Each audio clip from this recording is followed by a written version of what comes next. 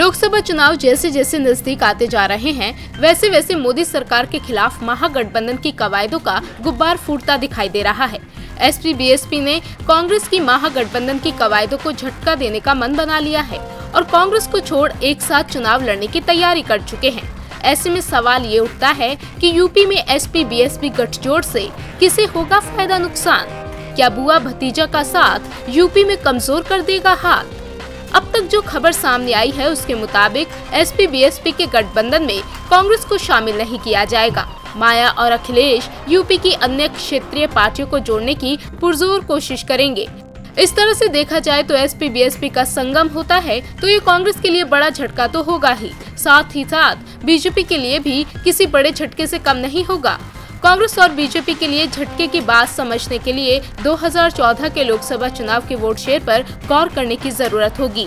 2014 में भले ही बीएसपी एक भी सीट नहीं जीत पाई थी, मगर उसका वोट फीसदी एसपी के करीब था। वहीं बीजेपी सबसे बड़ी पार्टी बनकर उभरी, 80 में से 71 सीटें जीतकर सबको चौंका दिया था। बीजेपी को उस वक्त करीब 42% वोट मिले थे।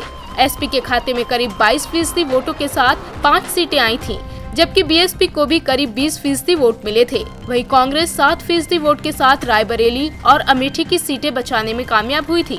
ऐसे में अगर एसपी बीएसपी के साथ आने से सूबे की सियासत में बड़ा बदलाव देखने को मिल सकता है और इसका सबसे ज्यादा फायदा इन दोनों पार्टियों को ही होगा। अगर दोनों के वोट फीसदी को मिला दिया जाए तो वो 40% के आसपास बैठता है, जो 2014 के मुकाबले बीजेपी के बराबर है। यानी इस हिसाब से 2019 में एसपी बीएसपी के आधे से ज्यादा सीटों पर कब्जा हो जाएगा। इसके अलावा एसपी बीएसपी पिछड़े वर्ग का प्रतिनिधित्व करने वाले राजनीतिक दल मसलन निषाद पार्टी अपता दल को साथ ले आए।